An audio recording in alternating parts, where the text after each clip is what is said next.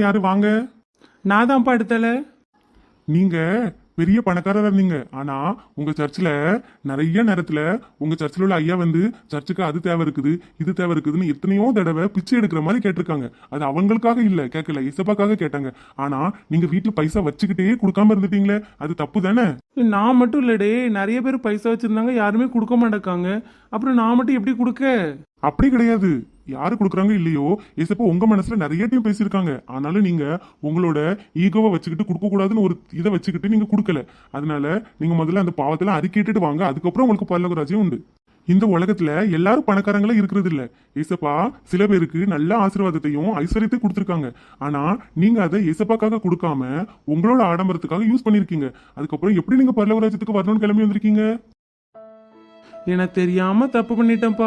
சரி, இப்ப கூட பைசா தந்துருதேன். நீ எவ்வளவு பைசா கேட்க நான் தந்துருதேன். நான் எல்லா பாவத்தையும் இப்பவுமே அறிக்கிட்டு